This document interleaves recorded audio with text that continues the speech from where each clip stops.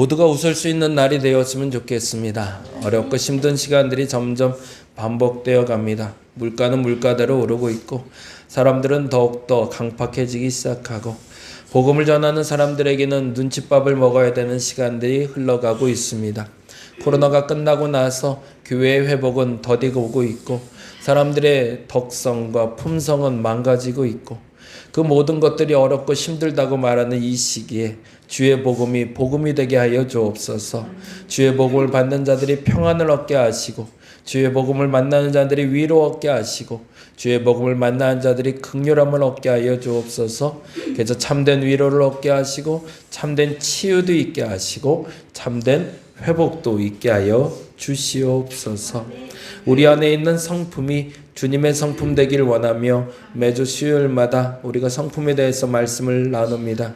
하나님, 매주 들려주는 이 성품들이 나의 성품 되게 하시사 이 성품으로 주님께 조금만 더 가까이 가게 하여 주시옵소서. 감사합니다. 고마우신 예수님 이름으로 기도드립니다. 아멘, 아멘. 오늘은 마태복음 18장 말씀 볼 거고요. 마태복음 18장 21절에서 35절까지인데 조금 긴 본문이라 다 읽지는 않고요. 32절부터 35절까지만 보도록 하겠습니다. 32에서 35까지.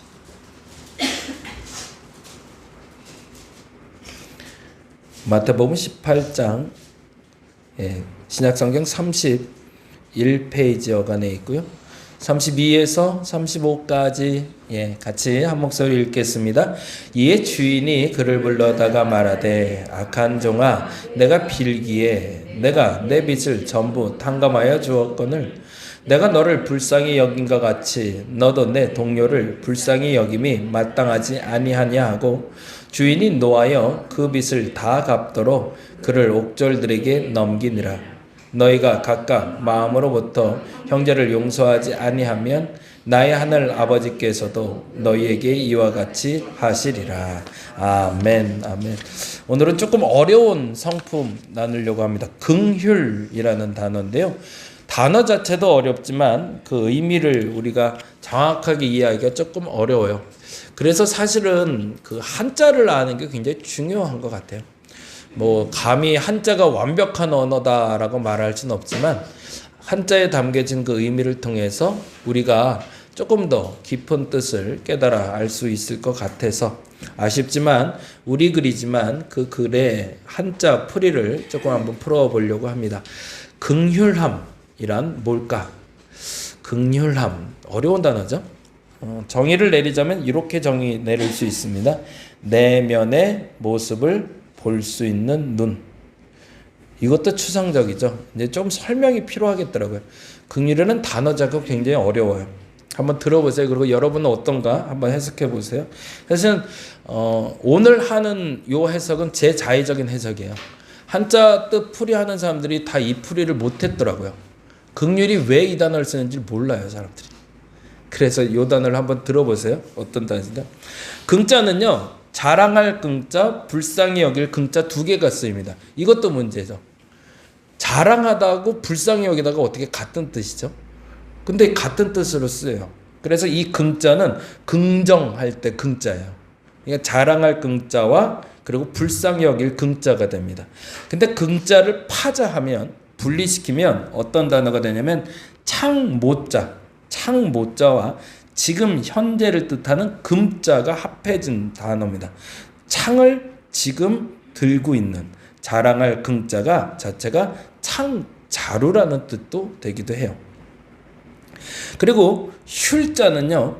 불쌍할 휼자가 되는데요. 마음 심변에 피혈자로 구성되어 있습니다. 그게 휼자예요. 그래서 따라서 지금 요 해석은 김대일이라는 한자 지능의 지도 교수님의 풀입니다. 따라서 긍휼이라는 뜻을 직역하면 창자루로 심장을 찔러 피를 봤다라는 뜻이 들어있다. 그런 의미로도 해석이 가능한 거죠. 그래서 불쌍해 보인다라는 뜻이라는 거예요. 그리고 또 하나 이를 의역합니다. 이건 직역이고 의역을 하면 긍휼의 긍은 전쟁터에 나가기 전에 자랑하며 의수되지만 곧 죽을지도 모르니 불쌍히 여긴다는 말이며 휼은 전쟁터에서 죽거나 다쳤으니 불쌍하다는 뜻이 된다. 이게 김대일 씨의 해석이에요. 곧 전쟁에 나가며 자랑하는 일을 불쌍히 여기는 타인의 마음과 합해진 단어가 긍휼이랍니다. 이해가 좀 되시나요? 조금 어렵죠? 굉장히 어려운 단어예요. 그러니까 예를 들자면 어떤 거냐면 지금 군대에 나가는 자녀. 근데 그 자녀가 나 군대 가요 그러면서 너무 행복해하는 거예요. 근데 부모 입장에서는 안타깝잖아요. 그래서 그것을 바라보는 내 마음이 아픈 상태. 그것을 긍휼이라는 단어로 썼고요. 아까 여기 말한 대로 창을 들고 나가서 병사들이 죽을 걸 알면서도 담대하게 그 앞에 나가는 모습을 보며 불쌍히 여기는 마음이 긍휼이라고 이야기한답니다. 그게 의역이에요. 근데 개인적으로 저는 조금 다른 방법으로 해석을 했는데요. 무슨 말이냐면 자신이 얼마나 불쌍한지 모르는 사람을 아는 상태. 이제 이 말을 좀 해석을 할게요. 내가 얼마나 불쌍한 사람인지 모르는 사람을 대하는 마음. 그게 긍휼이라고 성경은 읽어지더라고요. 그래서 그 얘기를 조금 해보려고 합니다. 자, 그러면은 조금 정리를 하면서 가볼게요. 그러니까 자신이 어떤 일을 당할지 모르는 불쌍한 사람을 대해서, 그러니까 전쟁터에 나가면서 자기가 죽을지도 모르면서 저렇게 기뻐하는 사람을 보는 것처럼 어떤 일 당할지 지금 당장 모르고 있는 그 불쌍한 사람을 바라보는 마음이라는 거예요. 보겠습니다. 긍휼의 중요성. 긍휼은 결국엔 주님의 성품입니다. 하나님의 성품에 긍휼함이 있습니다. 긍휼히 여기자는 긍휼히 여김을 받을 것이며 라는 우리의 복음서에서도 이야기가 나오죠. 굶주린 자들이 허기진 모습으로 주님을 따랐습니다. 언제요? 오병이었대. 그래서 그들을 불쌍히 여겨. 이게 긍휼이란 단어예요.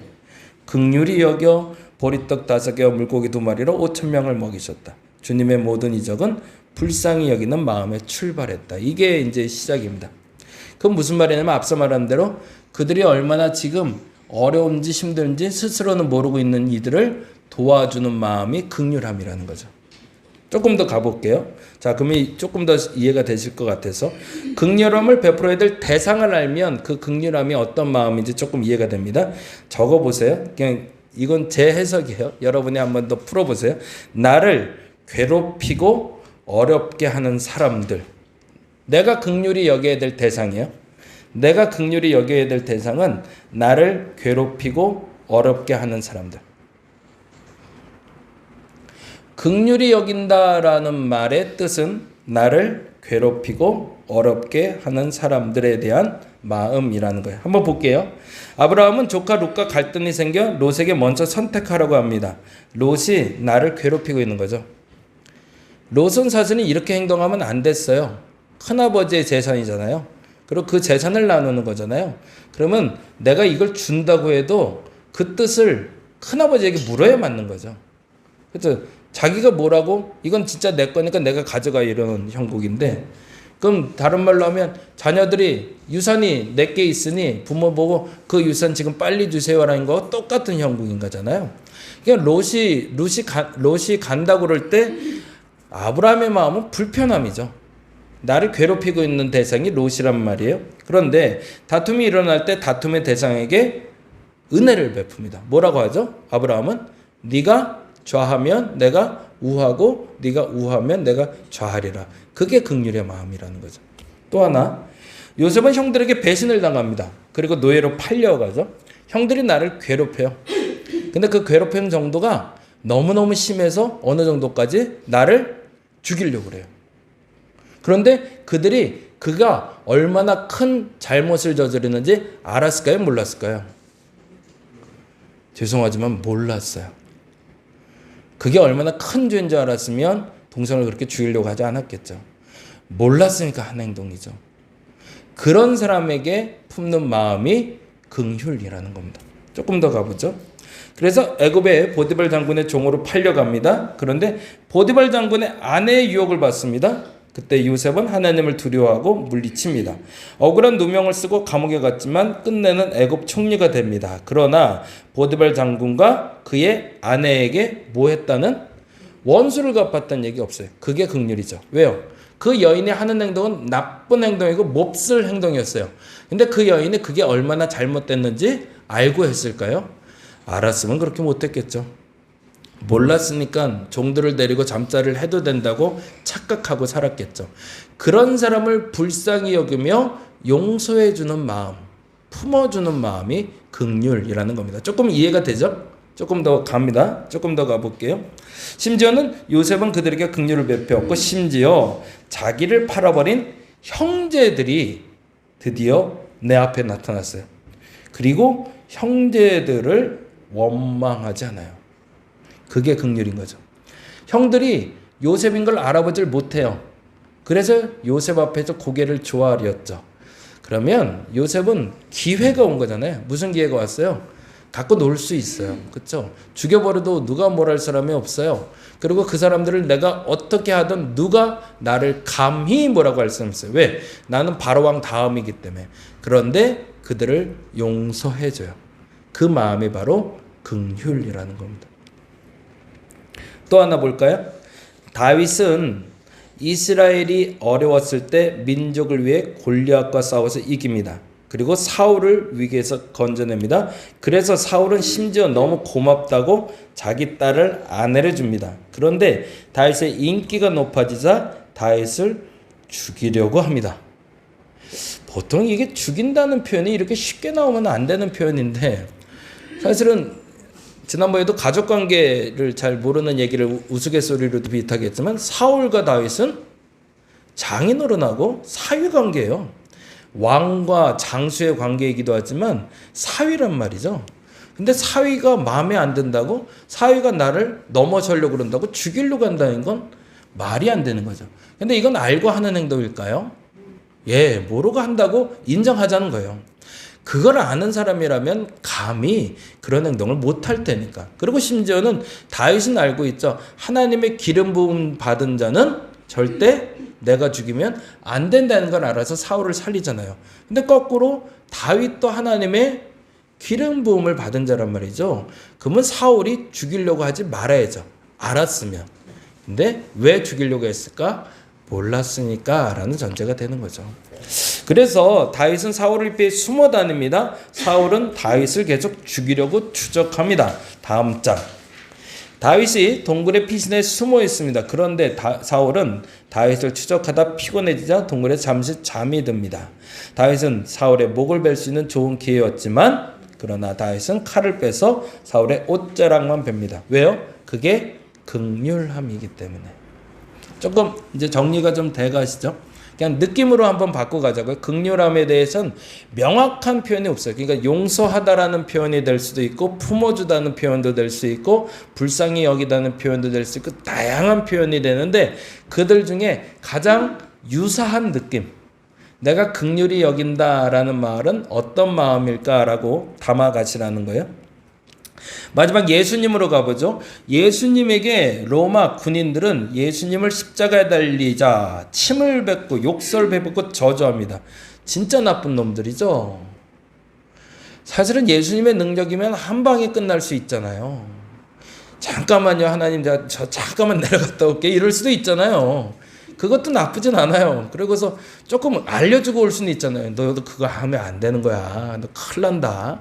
그러고 다시 못 박으세요. 그리고 다시 갈 수도 있어요. 할 수만 있다면.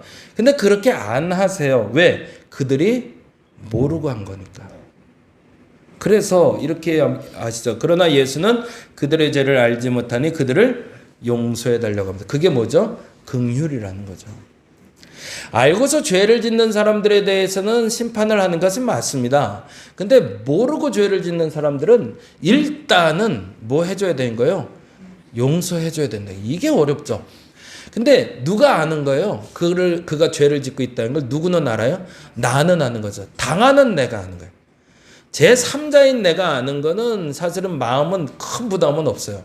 근데 중요한 건 긍휼은 제3자의 마음에서 당하는 자를 바라보고 지금 그를 괴롭히는 자를 긍휼히 여긴다는 게 아니라 당하는 사람이 나일 때, 당하는 사람이 난데 그 사람이 나쁜 짓을 하는 걸 알고 그 사람이 그거를 알지 못하고 행동하는 걸 안다면 안아줘야 된다는 거죠.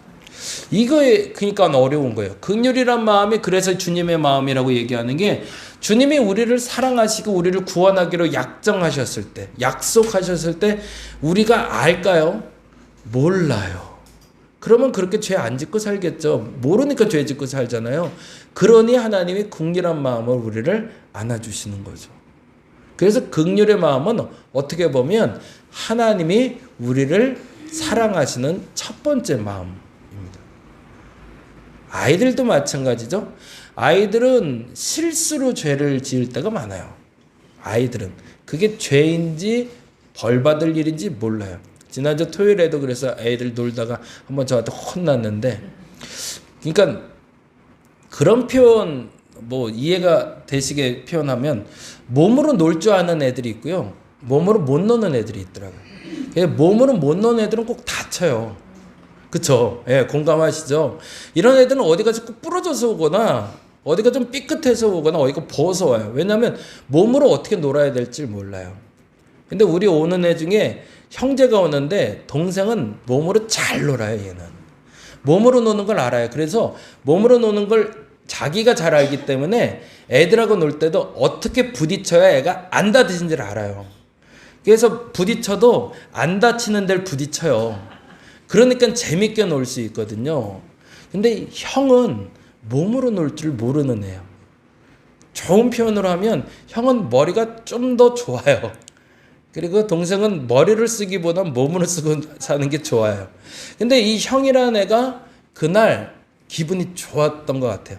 뭔가 좋은 일이 있었어. 그래서 업됐어요. 어린아이들은 그때가 이제 가장 위험하죠. 기분이 좋으니까 애들이랑 놀고 싶은 거예요.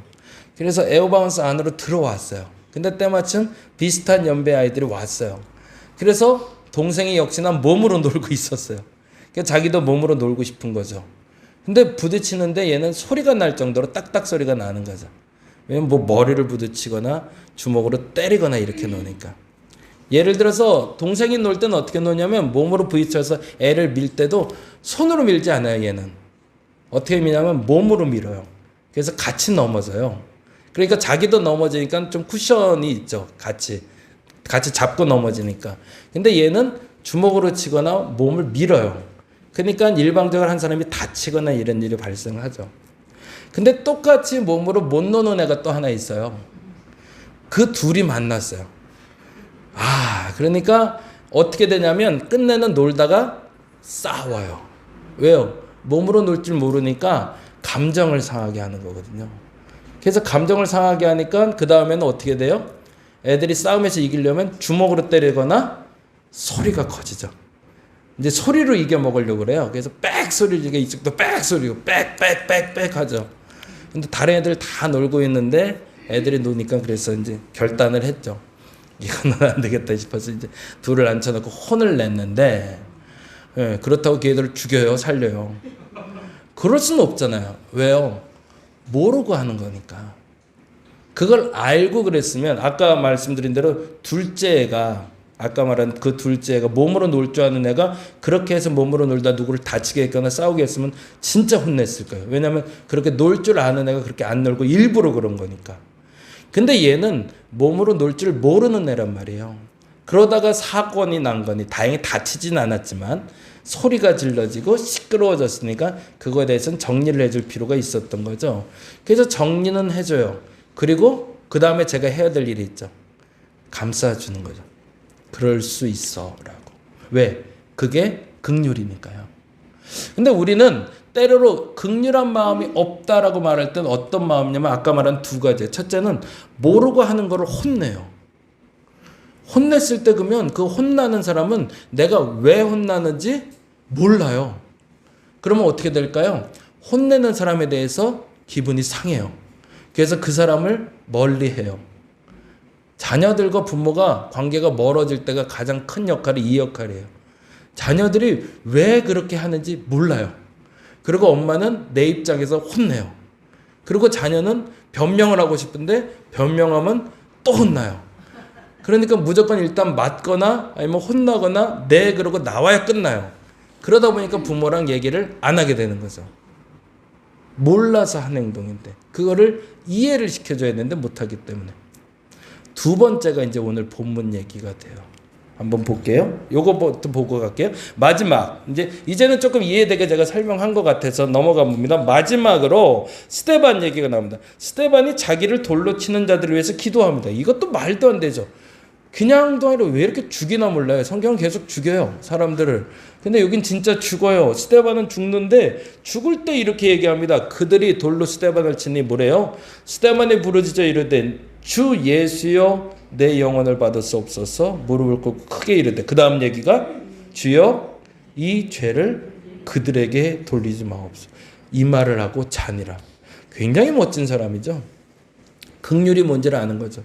저들이 나를 돌로 치지만 정말 돌로 치어야 될 것이 무엇인지를 알지 못하고 하니 이것 때문에 저들이 죄를, 그래서 벌 치르는 일은 없게 해달라고 구하는 것, 그게 긍휼한 마음이라는 거죠. 긍휼함이 주는 보상이 있습니다. 제가 늘 좋아하는 단어인데요. 옆에다 적어주실까요? 어른으로 살게 하는 덕목입니다. 그래서 진짜 어른은요, 아이들이 무엇이 필요한지를 알아요. 진짜 어른은요, 애들이 왜 그렇게 사고 치는지를 아는 게 어른이에요. 그래서 그 사고 치는 애들이 사고 칠 때도 잘했다고 때로는 얘기해 주거나 아니면 그 다음에 뭘 해야 될지 알려주는 게 어른입니다. 근데 대부분의 어른들은 그걸 잘 모르죠. 그래서 애들이랑 얘기가 안 통하죠. 중요한 것은 첫째, 긍휼함은요, 하나님의 성품에 참여하게 하는 겁니다. 하나님은 그 모든 것에 대할 때 그 시작점이 긍휼함입니다. 제가 이 설교 준비하면서도 그랬고 창세기 보면서 그게 너무 마음에 행복했어요. 그게 뭐냐면 아담이 죄를 짓잖아요. 선악과를 먹을 때 알고 따먹었을까요? 모르고 따먹었을까요? 라고 생각해 주자고요. 모르고 따먹었을 것 같아요. 얘가 알고도 그 짓을 했으면 진짜 나쁜 애예요. 근데 정말 몰랐던 것 같아요. 그게 얼마나 큰 죄인지는, 그걸 먹는 게 죄인 건 알았지만 그게 얼마나 큰 죄인지 몰랐죠. 그게 어느 정도 큰 죄였냐면 에덴에서 쫓겨나는 거잖아요. 근데 아담을 하나님이 긍휼히 여기세요. 그 긍휼히 여기는 방법이 무엇일까요? 그걸 제가 깨닫고 너무 감사했어요. 아담에게 어떻게 해주셨죠? 예, 사람들이 거기까지는 알아요. 아담에게 나뭇잎으로 가리고 있으니까 에이, 야, 그건 아니다. 그래도 옷이라도 똑바로 입어야지 하면서 가죽옷을 입혀주세요. 그래서 우리의 수치를 감춰주신 하나님, 그래서 그것 때문에 하나님의 긍휼함을 알아요. 근데 저는 또 하나가 재미있는 걸 보게 됐는데, 그게 뭐냐면 하나님이 어디 계셨을까라는 거예요. 에덴에서 아담이 쫓겨났잖아요. 그리고 검을 들고 천사들이 에덴을 지키고 있어요. 쫓겨났잖아요. 근데 하나님도 같이 나오셨어요. 안 그랬으면 아담과 하와가 다시 하나님을 만날 수가 없죠. 너희들 내보냈으니 난 몰라. 그러고 하나님은 에덴 안에 있던 게 아니라는 거예요. 같이 나오셨어요. 그래서 이 험한 세상을 같이 살아가고 계시다는 거죠. 그게 하나님의 긍휼함이죠. 왜요? 모르니까, 아담이. 그래서 후대의 어느 시점에서 에노스 시대에 와서 비로소 그들이 하나님의 이름을 불렀더라 라고 나와요. 그건 뭐예요? 그때까지도 하나님이 같이 따라 나온 걸 사람들이 몰랐던 거죠. 근데 이제 알게 됐어요. 야, 이분이 여기까지 오셨네 라고. 그래서 그때 비로소 그들이 고통 가운데 하나님께 부르짖었다라는 표현이 나오기 시작합니다. 그게 긍휼이죠. 두 번째, 어떤 사람들을 긍휼히 여겨야 하는지 알기. 이게 어렵죠. 어떤 사람을 긍휼히 여기는 거예요? 내게 어려움을 가져오는 사람들, 내게 불편함을 가져오는 사람들, 내게 힘듦을 허락한 사람들, 그들을 긍휼히 여기는 것이 이 성품이라는 겁니다. 그들을 불쌍히 여기고 그들을 품어주는 마음. 이게 굉장히 어려운 마음이죠. 세 번째, 이게 그래서 필요해요. 그로 인해 내가 얼마나 큰 사람인지 알게 됩니다. 이제 어른이 되었구나 라고 알게 되는 거죠. 어느 시점부터 그런 느낌 이제 많이들 받으실 것 같아요. 한 사람의 마음이 보여요. 이렇게 보고 있으면 애들은 특히나 진짜 애들은 참 맑아요. 똑같이 그렇게 말을 해도 왜 그렇게 하는지 행동이 보여요. 요즘 유한이가 한창 이쁠 때인데 이 녀석이 사람들한테 다 인사하고 다녀요. 근데 알아요. 얘가 인사가 목적이 아닌 게. 그쵸? 사랑받고 싶은 걸 어른들은 다 알아요. 그게 어른이죠. 근데 어느 시점부터 사랑받고 싶은 것 그리고 이의 필요를 채워주는 게 보이기 시작하는 사람이 어른입니다. 그래서 그것을 베풀 수 있는 사람이 긍휼을 베푸는 사람이라는 겁니다. 이제 그러면 마지막 두 번째 얘기합니다. 앞서 말씀드린 대로 긍휼이란 자신의 잘못을 알지 못하고 행하는 사람, 그 잘못으로 인해서 내가 해코지 입을 때 그 사람을 긍휼히 여겨서 용서해주고 품어주는 마음이라고 그랬어요. 그런데 만일 이런 일이 있으면 어떻게 할까라는 거예요. 오늘 본문 볼게요. 그러므로 천국은 그 종들과 결산하려 하는 어떤 임금 같으니 라고 돼 있어요. 그 다음에 이렇게 나옵니다. 24절 결산할 때 10,000달란트 어마어마해요. 뭐 가치로 환산할 수도 없는 엄청난 금액이에요. 빚진 자 하나가 오매 갚을 것이 없죠. 당연히. 주인이 명하여 그 몸과 아내와 자식들과 모든 소유를 다 팔아 갚으라 라고 얘기합니다. 그러자 그 종이 엎드려 절하며 이르되 내게 참으소서 다 갚으리이다 라고 했더니 그 종의 주인이 불쌍히 여겨. 무슨 말이에요? 진짜 도저히 갚을 수 없음을 안 거죠. 그러니까 뭐 해준 거예요? 주인이 용서해 줬다는 얘기예요. 그리고 나서 그 종이 나갑니다. 그 다음이 이제 중요하죠. 왜 이 본문이 택해졌는지를 얘기 드릴게요. 그 종이 나가서 자기에게 100데나리온 빚진 자를 만납니다. 10,000달란트에 비해서 100데나리온은 엄청나게 적은 돈이라는 생각은 듭니다. 그렇죠? 분명히. 그리고 100데나리온 빚진 동료 한 사람을 만나 붙들고 목을 잡고 이르되 빚을 갚으라 하며 이 말도 이해는 사실은 돼요. 왜 그러냐면 이 사람이 그 많은 빚을 지는 데 있어서 도움을 준 사람들이니까. 그렇죠? 이들이 돈을 안 갚아서 나도 돈이 계속 없었던 거니까 그 마음도 이해는 돼요. 그러니 지금 용서받고 나오긴 했지만 안에 화가 가득했었겠죠. 자기가 10,000달란트를 빌 때까지 나에게 빌려가서 돈을 안 갚은 사람이 또 있었다는 거니까 이 사람도 화가 나는 건 맞아요. 그런데 이렇게 행동하면 안 되는 거죠. 왜요?